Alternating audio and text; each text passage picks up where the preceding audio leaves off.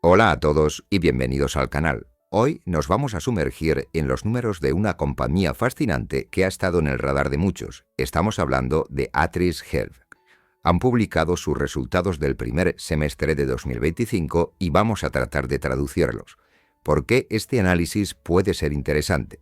Bueno, porque la propia empresa dice que está en un nuevo punto seminal en su historia, o dicho de otro modo, en algo que marcará un antes y un después. Actris ha sido conocida por su agresiva estrategia de crecimiento, comprando empresas sin parar durante los últimos años. Pero parece que ese capítulo se ha cerrado. La gran pregunta que vamos a responder hoy es: ¿ha llegado ya el momento de dejar de comprar y empezar a ordenar la casa?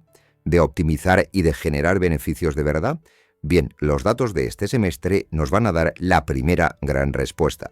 Quédate conmigo durante los próximos minutos y desglosaremos todos sus datos: los ingresos, los beneficios, la deuda, los riesgos, la nueva estrategia, etc. Empezamos. Muy bien, antes de ver ningún solo número, vamos a tratar de entender este cambio de mentalidad. Es la clave de todo el informe. Actris divide su historia reciente en fases. La primera, de 2018 a 2022, fue la fiebre de las compras. Crecían rápido adquiriendo otras compañías. La segunda, hasta 2024, fue el reto de integrar todo ese rompecabezas. Y ahora, en 2025, estamos en la fase 3, el nuevo punto seminal. ¿Qué significa todo esto en la práctica? Bueno, tres cosas. En primer lugar, que se acabaron ya los proyectos que solo inflan los ingresos, pero no dejan dinero. Ahora el foco estaría en la rentabilidad, en el EBITDA.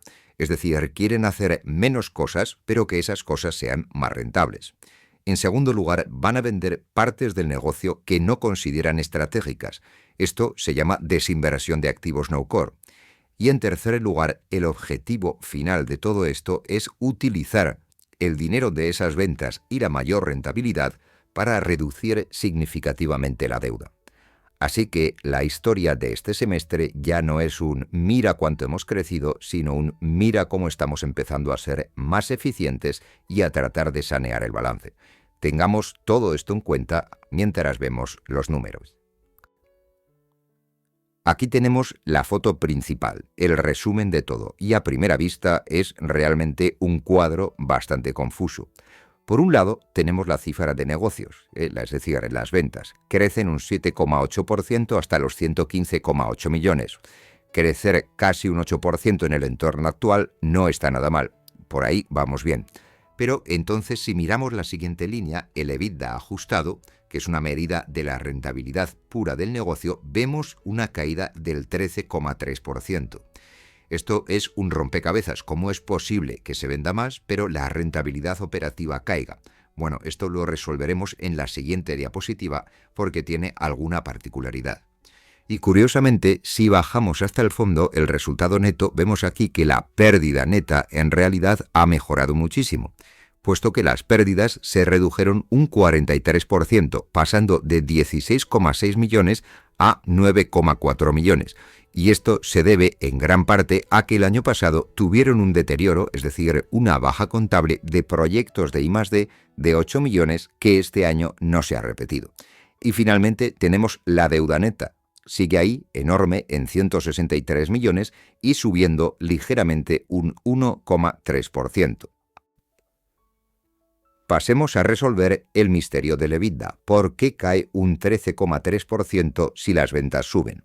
Bueno, la respuesta no estaría en el negocio principal, sino en una línea llamada imputación de subvenciones de inmovilizado no financiero. Básicamente son subvenciones para proyectos de I+D. Pues bien, en el primer semestre de 2024, Actris recibió 4,3 millones por esta vía, y en el primer semestre de 2025 esa cifra ha sido de solo 0,2 millones. Esto es una diferencia de 4,1 millones que el año pasado inflaron, entre comillas, el EBITDA y este año no. La empresa hace un ejercicio contable y dice: oye, si aislamos este efecto, que no es del negocio puro y duro, nuestro EBITDA comparable habría crecido un 3,4%. Y aquí es donde tenemos que pararnos a pensar, ¿qué visión es la correcta? Bueno, pues las dos. La realidad contable, por un lado, es que el EBITDA ajustado reportado ha caído un 13% y punto, el dinero de las subvenciones no ha entrado igual. Y la realidad operativa, por otro lado, es aquella que defiende la empresa, es que el músculo del negocio, es decir, las ventas menos los costes directos, sí que ha mejorado ligeramente. Personalmente, me parece una explicación justa la que realiza la empresa. El negocio subyacente parece mejorar, pero la caída de las subvenciones, que al fin y al cabo son ingresos, penaliza el resultado final reportado. Lo importante es que entendamos de dónde viene esta caída. Atris divide su imperio en 3 grandes áreas. Es vital entenderlas porque no todas se van a comportar igual. En primer lugar, tenemos el área de prevención. Esta es básicamente la antigua empresa ASPI, el negocio de prevención de riesgos laborales. Como podéis ver, sigue siendo la pata más grande en ventas, un 38,6%, y sobre todo la que más aporta al EBITDA con un 46% del total. Es, por así decirlo, la vaca lechera del grupo. En segundo lugar, tenemos oncología. Aquí estarían los tratamientos de cáncer como radioterapia y quimioterapia. Pues bien, representa el 31% de las ventas. Y en tercer lugar, diagnóstico. Esto incluiría telemedicina, como radiologías a distancia, cardiología, etc., y los laboratorios de genética. Esta área supone el 30% de las ventas.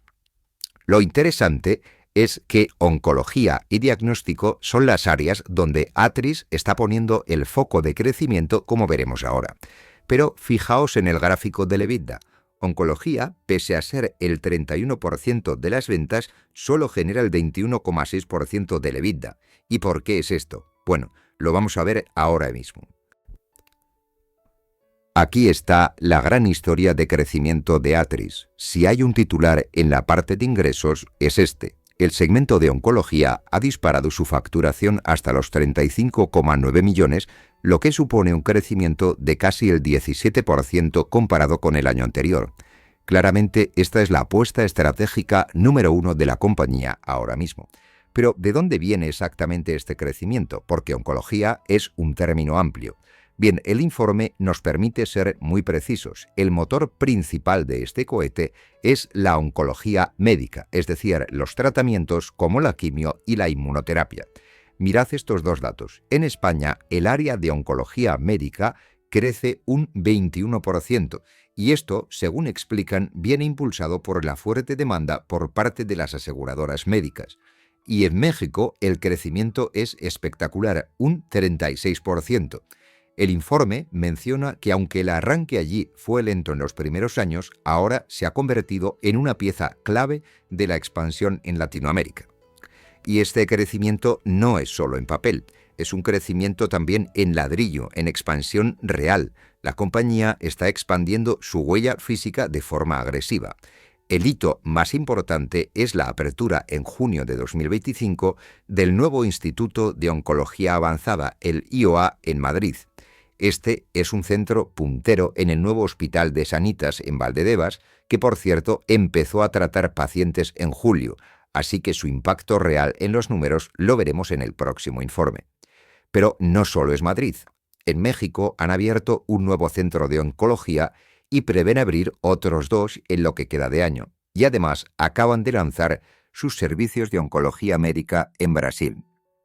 En resumen, el área de oncología está funcionando a toda máquina. Pero, y este es el pero más importante del área de oncología, todo este crecimiento ha tenido un coste. Y es aquí donde equilibramos el optimismo. El margen bruto del segmento de oncología se ha desplomado.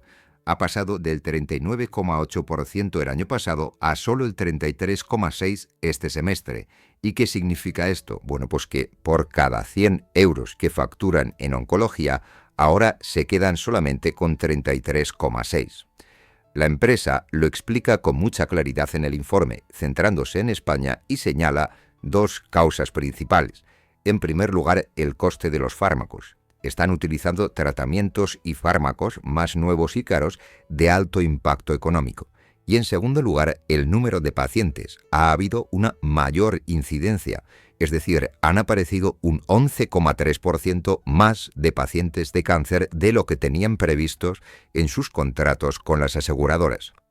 De tal forma que si tus costes, los fármacos suben y tu volumen, el número de pacientes también sube más de lo pactado, pero tu precio, es decir, lo que te paga la aseguradora es fijo, tu margen se hunde. Y la compañía dice que espera recuperar parte de este margen perdido cuando renegocie las tarifas con las aseguradoras en el último trimestre.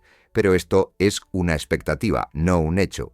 Es un punto de riesgo clave. Crecer está bien, pero tiene que ser rentable. Bien, pasamos al segundo segmento clave, el de diagnóstico. Esta es el área, por así decirlo, más tecnológica de Atris. Es un cajón que incluye negocios muy diferentes pero complementarios. Desde la telemedicina, donde por ejemplo un radiólogo en Madrid puede estar diagnosticando una prueba hecha en Chile, hasta los laboratorios superespecializados de anatomía patológica y genética. Y aquí las noticias son buenas. El segmento, en conjunto, registra un crecimiento de casi el 10%, alcanzando los 35 millones en ventas durante el semestre. ¿Y de dónde viene todo este impulso? Bueno, pues de dos motores principales. Por un lado, la telemedicina sigue mostrando una demanda muy robusta. Crece fuerte en España un 18%, en Colombia un 12%, en Brasil un 7%, y por otro lado estarían los laboratorios, donde el área de patología y genética crece un impresionante 22%, impulsada por la fuerte demanda de test específicos como el de VPH, que es el virus del papiloma humano. Pero lo más importante de este segmento, y un ejemplo perfecto de lo que es la nueva estrategia en acción, sería Chile. En Chile, que es el mayor mercado de telemedicina para Atris en Latinoamérica, las ventas apenas crecieron un 1,6%. ¿Esto supone un fracaso? Bueno, pues según la empresa, no, sino todo lo contrario. Fue una decisión estratégica deliberada.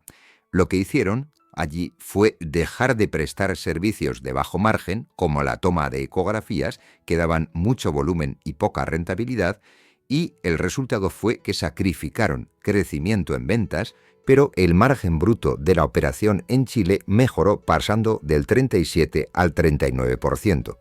Y este efecto positivo se ve en todo el segmento. El margen bruto total de la división de diagnóstico mejoró ligeramente hasta alcanzar el 52,9%. Y llegamos al tercer segmento, el de prevención. Este es el negocio de ASPI de prevención de riesgos laborales. Aquí no hay mucha historia de crecimiento. De hecho, la facturación está totalmente plana, un crecimiento de apenas el 0,1%. Este segmento, que es el más grande de todos, no parece ser una prioridad de crecimiento para Atris. Sin embargo, su papel es crucial. Como ya vimos antes, prevención es el negocio que genera casi la mitad del EBITDA del grupo. Es la vaca lechera. Es un negocio maduro y estable que genera la caja que la compañía necesita para pagar deudas y reinvertir en las áreas de alto crecimiento como oncología. Así que, aunque no crezca, es fundamental para la estabilidad financiera de Atris. Si miramos la expansión geográfica de Atris, la primera conclusión es clara. Sigue siendo una compañía fundamentalmente española. España representa casi el 75% de toda su facturación y, lo que es más importante, no es un mercado estancado. Crece a un ritmo muy sólido del 8%, aportando 86,5 millones en este semestre. A su lado, Portugal también muestra un crecimiento saludable del 7,3%, aunque su peso en el total es mucho menor, sobre un 7% del grupo. Pero la historia más interesante, como viene siendo habitual en Atris, está en Latinoamérica. En conjunto, Latinoamérica representa el 18,5% de los ingresos y crece un 8%. Y podríamos decir un 8% igual que en España, pero cuidado, ese 8% es un promedio que esconde realidades totalmente opuestas.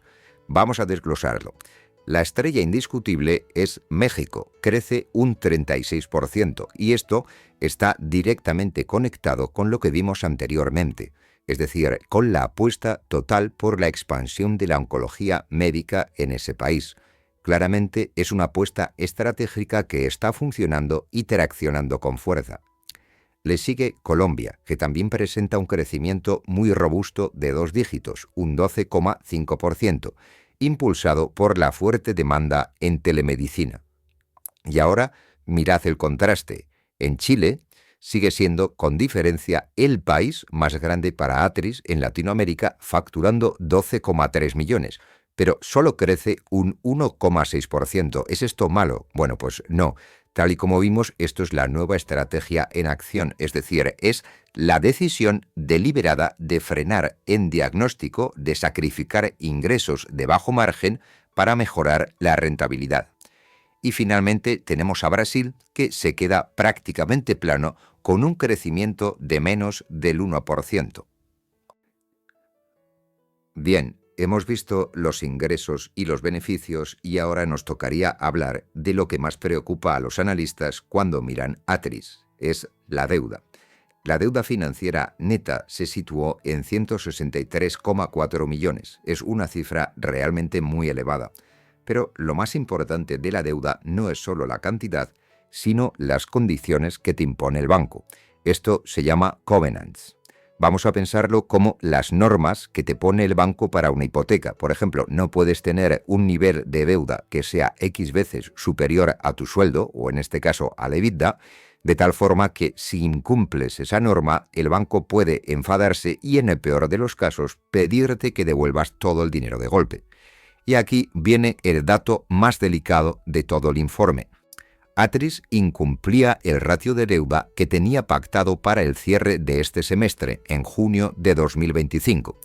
Sin embargo, la compañía se movió rápido y ha conseguido un waiver de sus acreedores. Un waiver es básicamente un perdón temporal.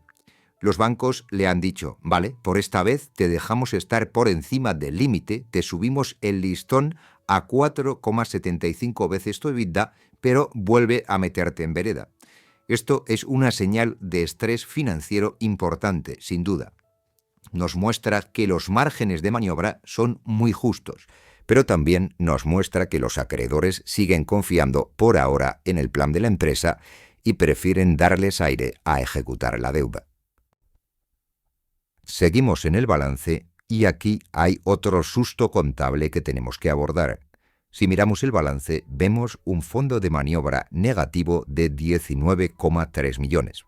El fondo de maniobra es la resta entre lo que tienes a corto plazo, la caja, facturas, etc., y lo que debes a corto plazo, facturas por pagar, deuda que vence en menos de un año, etc. Si es negativo, en teoría, significa que la empresa podría tener problemas para pagar sus facturas en los próximos 12 meses. Y menos 19 millones suena realmente alarmante. Pero esto es un espejismo causado por una norma contable, la NIC 32. Atris tiene 27,8 millones de euros en obligaciones convertibles. Es una deuda, sí, pero su vencimiento económico real es en 2029 y 2030, es decir, es deuda a largo plazo. El problema es que como esos bonos se podrían convertir en acciones en cualquier momento, la norma contable obliga a clasificarlos como si fueran a vencer ya en el pasivo corriente. La propia empresa explica en su informe que si quitásemos este efecto puramente contable, porque ese dinero en realidad no hay que devolverlo el año que viene, el fondo de maniobra ajustado sería positivo en 12,4 millones. Así que, aunque contablemente la foto es fea, la realidad económica de la liquidez a corto plazo es mucho más saludable. Un último gran punto del balance. ¿Recuerdan que dijimos que Atris había comprado muchas empresas? Bueno, pues eso deja una huella contable enorme llamada fondo de comercio o goodwill. De una forma sencilla, si una empresa vale en libros 10 millones, pero Atris paga 50 millones por ella, por su marca, por sus clientes, su potencial, etc., esos 40 millones de diferencia se apuntan en el balance como fondo de comercio. y Atris acumula 265,5 millones por este concepto. ¿Y cuál es el riesgo? Bueno, que la contabilidad te obliga a revisar cada año si esas empresas que compraste realmente valen lo que pagaste por ellas o no. De tal forma que si concluyes que no, tienes que admitir la pérdida y hacer lo que se llama un deterioro. No es una salida de caja, pero es un apunte contable que puede generar pérdidas millonarias en el resultado neto. Y esto no es solo teoría. En el ejercicio 2024, Atris ya tuvo que hacer un deterioro de 6,3 millones relacionado con sus negocios en Imor, Barcelona y Atris Portugal, porque no estaban rindiendo como se esperaba. Dado que 265 millones es una cifra inmensa, de hecho más grande que el valor de la empresa en bolsa, este es un riesgo que siempre debemos de vigilar. Para terminar con el análisis de riesgos, el informe de la empresa es bastante transparente sobre otros dos puntos clave. El primero es el riesgo reputacional. Estamos hablando de salud. Un diagnóstico o un tratamiento erróneo es el peor escenario posible para la compañía, ya que su negocio se basa en la confianza. Y en este sentido, el informe hace algo poco habitual. Menciona directamente que en marzo del 25 aparecieron artículos en prensa que ponían en cuestión la práctica de su actividad de oncología médica en España. Este es un punto importante. La empresa, por supuesto, le resta importancia y dice que no ha tenido impacto en la relación con sus clientes, pero el mero hecho de que lo incluyan en sus informes significa que es un riesgo que monitorizan de cerca. Y en segundo lugar estaría el riesgo regulatorio. Atris opera en España, Portugal, Chile, Brasil, etc., cada uno con sus propias leyes de salud, de tal forma que un cambio en la ley en cualquiera de estos países podría afectarles mucho. En fin, son riesgos inherentes al negocio, pero que no hay que perder de vista. Perfecto, hemos analizado el semestre pasado y ahora vamos a fijarnos en el precio que le está poniendo el mercado a todo esto. Para ello utilizaremos el precio de la acción de Atris a 30 de junio del 25, que era de aproximadamente 2,5 euros. Como hay 76 millones de acciones, esto nos da un valor de capitalización bursátil de 190 millones. El valor de empresa o enterprise value se calcula como la suma de la capitalización más la deuda neta y nos da una cifra de 353 millones. Este sería el precio real que costaría comprar Atris entera. Y ahora comparemos este precio con lo que genera la empresa. Para ello utilizaremos los datos de los últimos 12 meses, es decir, unas ventas de 221 millones, un EBITDA ajustado de 45 y un resultado neto que sigue siendo negativo en menos 24 millones. Y con esto ya podemos calcular los ratios. El PER, que sería el ratio más famoso, precio partido por beneficio, que en este caso no se puede calcular porque la empresa tiene pérdidas, el Enterprise Value Ventas, que es de 1,6 y significa que el mercado está pagando 1,6 euros por cada euro que Atris factura anualmente, y el Enterprise Value EBITDA, que es de 7,84 y significa que se paga 7,84 veces el beneficio operativo de la empresa. ¿Es esto mucho o es poco? Bueno, pues depende del sector y de las expectativas de crecimiento. Un Enterprise Value EBITDA de 7,8 se puede considerar como razonable, ni una ganga ni una locura, para una empresa de salud, pero de nuevo esto es solamente un dato y no es una conclusión. Llegamos ya al final. ¿Con qué ideas deberíamos quedarnos de todo este análisis? Bueno, en primer lugar, la historia de Atris ha cambiado. Ya no es una junior que crece comprando, ahora es una empresa que tiene que demostrar que puede ser rentable y eficiente con lo que tiene. En segundo lugar, el crecimiento en ventas es real, más 7,8%, y la apuesta por oncología es clarísima, con crecimientos del 17%. En tercer lugar, la rentabilidad, el EBITDA, se ha visto golpeada este semestre, pero principalmente por la falta de 4 millones en subvenciones que sí tuvo el año pasado. Y en cuarto lugar, los retos son muy claros. tienen que solucionar, por un lado, la caída de márgenes en oncología, que está creciendo mucho, pero ganando menos dinero por paciente, y tienen que gestionar, por el otro, la elevada deuda. El waiver de los bancos les da oxígeno, pero la presión sobre la generación de caja va a ser máxima en los próximos trimestres. Es, sin duda, una empresa en un momento decisivo. Y esto es todo por hoy. Si este análisis te ha resultado útil, te agradecería enormemente que le dieras al botón de like y te suscribieras al canal para más vídeos como este. Recordad, este vídeo es solo para fines educativos e informativos. No es bajo ningún concepto una recomendación de compra o de venta. Debéis hacer siempre vuestra propia investigación. Sin más, muchas gracias por vuestro tiempo y nos vemos en próximos vídeos.